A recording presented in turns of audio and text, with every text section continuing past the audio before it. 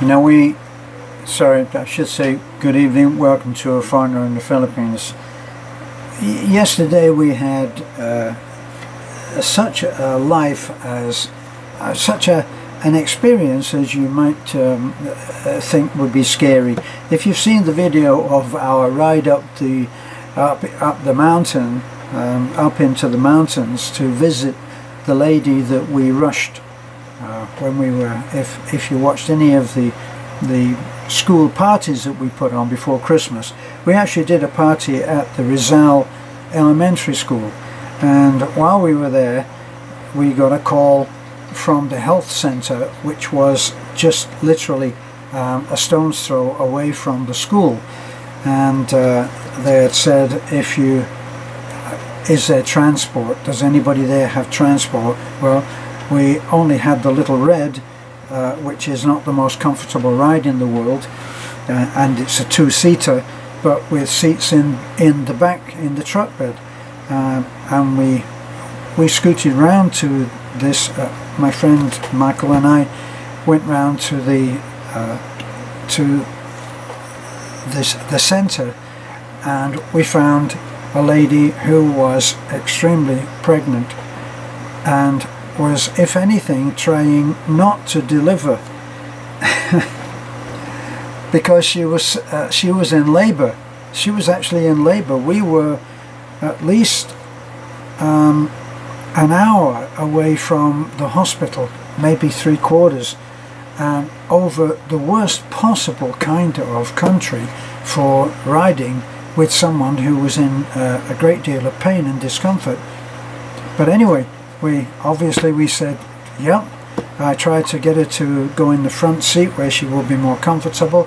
She didn't do that. She went into the back where she was able to lie down with some measure of comfort, and the midwife was with her in the back.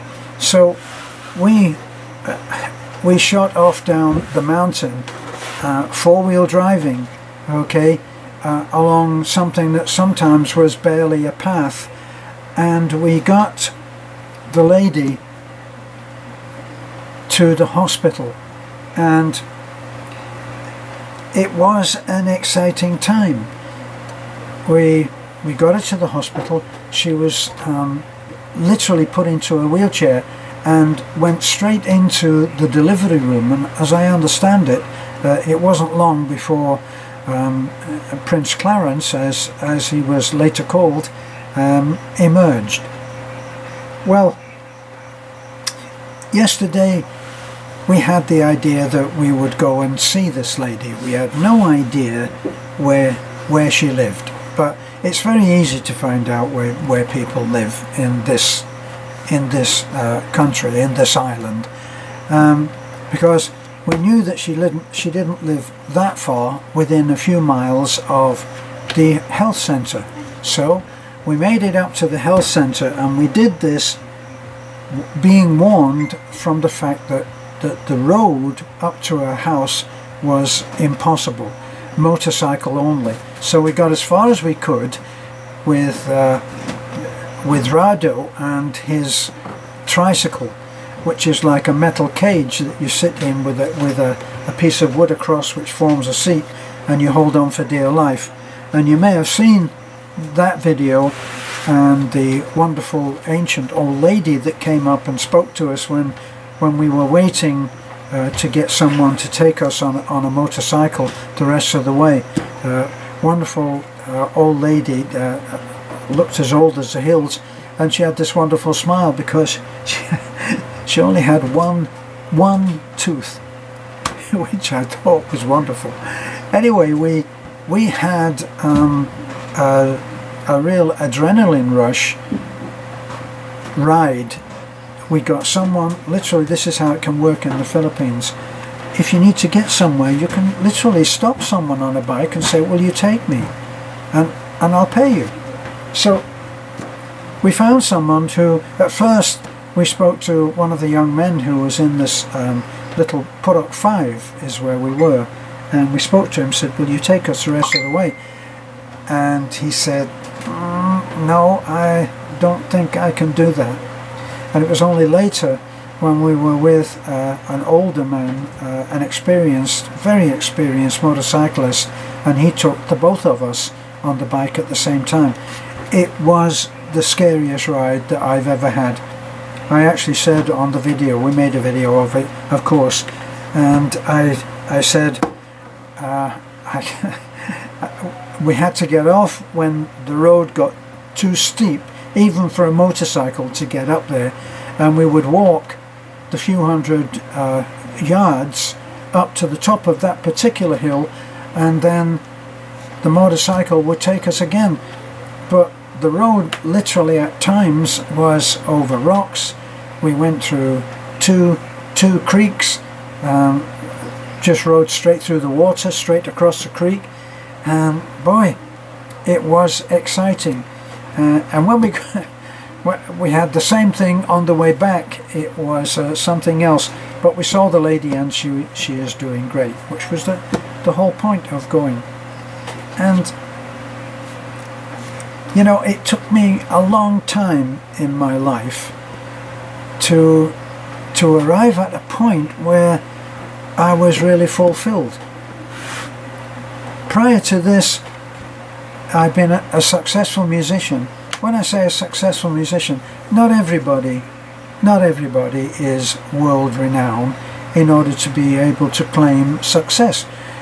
Success, if you can play very well so that people want to pay you to do so, and you can do recording and radio, and you can do that effectively, you can be a successful musician, which is what it was. I played in some successful top 40 bands which worked constantly and did radio and some television, and I had a good life.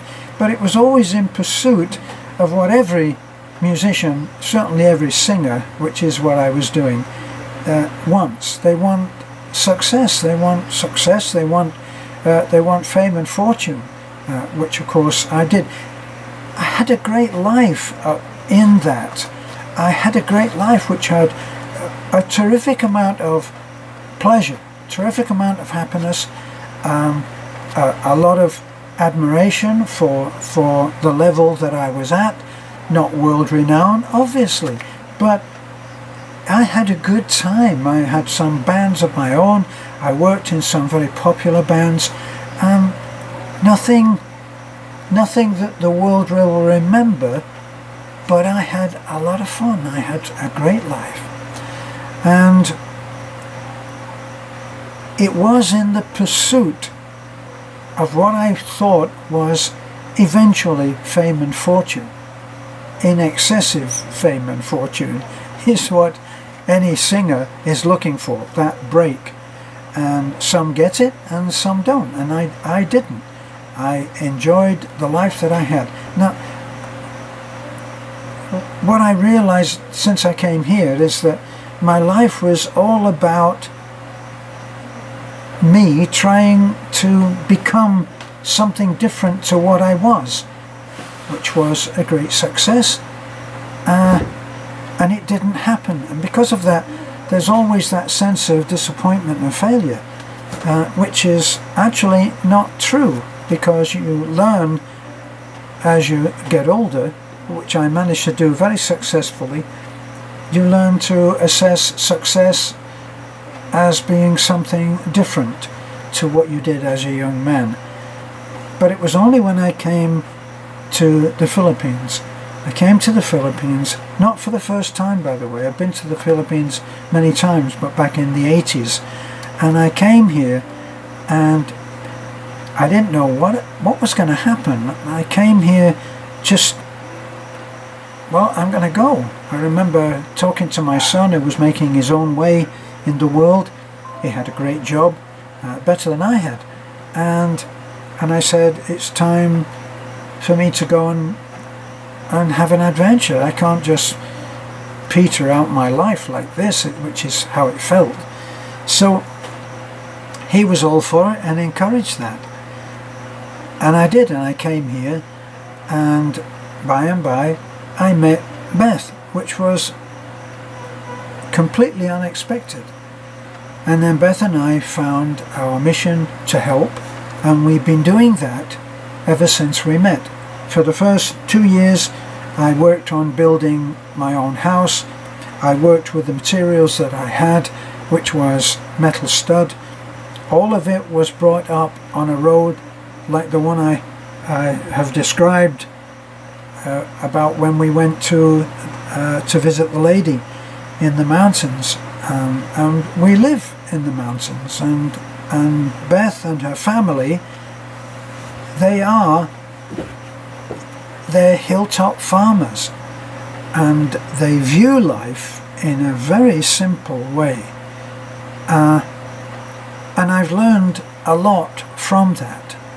And now I love my Filipino family. I love my wife.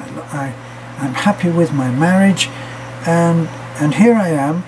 I'm 80 years old. And this has all happened because I found the courage from somewhere to just say, I'm going.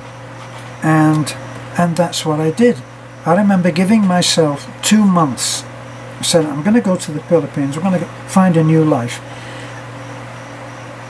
But I can't, I'd like to do it in 1 month. But I can't, surely I can't get everything handled in 1 month. So I set myself 2 months. And what I did was, I bought a ticket. I bought a ticket to come to the Philippines, dated 2 months' time, 8 weeks. And then I sat back for 4 weeks and did hardly anything. And then I thought to myself, oh my God, I've only got a month and my ticket will be up. So then I did everything in a month. I realized I could have done that in the first place. But anyway, here I am, and I can actually say that at a time when many people are giving up and coasting for the rest of what is their life, I'm not doing that. I'm not saying that to brag, because what I do will probably not suit anybody else, or certainly so many people will say, oh yes, but I wouldn't want to do that, and you'd be right. But for me, I love my life, and I've reached that point here in my life at this age when a lot of people would have been encouraging me to buy a wheelchair or a rocking chair, and to, I don't know, 80-year-old people are in they're in nursing homes waiting to die. When I arrived here, in buying some materials for the house that I was building, I spoke to the wife of the hardware store, and she asked, how old are you? I tell her how old I am, and when do you plan on returning to America? I said, well, I'm not returning to America. So she said, oh, so you've come here to die? And I said, no, I've come here to live. And I get so many letters from men who want to make that leap of faith, but they don't realize, it seems, so many don't realize that it is a leap of faith. It's one of those things where, like a book that I read, it said, leap and the net will appear. In other words, there is no safety net. So many times there's no safety net. So the people who are worried because their health will not last out and they've got all the insurance in the world, the insurance won't save you. It may allow you to die in comfort. You have to be focusing on living, and it's not always comfortable, and it's not always easy, and sometimes it's downright scary. Yesterday that motorcycle ride was scary. I knew that if we came off and I could see it happening easily, it would be probably a broken leg or a broken arm. I mean, that would be the reality of it, and miles away from anywhere. And well, like the woman that we took in and helped her to the hospital, she had the child and everything worked out. It could have been different. It could have been terrible. I might have had to deliver that child myself on the way there if it started. Although, when I think about it, there was a midwife, so I would have been excused duties on that. But to find fulfillment at my age was totally unexpected. I never thought in terms of fulfillment. Now, they say that the ideal job for anyone is a job which, if you could afford to live without the wage, you would still do that job for no wages. And that's what I'm doing right now. I would do my job for no wages, and that's what I'm doing. And that, I think, is why I believe that I feel fulfilled. One of our subscribers, Pam, sent me a link, and it was about research which was being done, and they had found that those people who were altruistic, in other words, those people who went out and helped people, helped others, were the healthiest, and they lived with a lower amount of pain. Now, the thing is, when you get older, things hurt. I often say, if I was still under guarantee, I'd send myself back. Things hurt.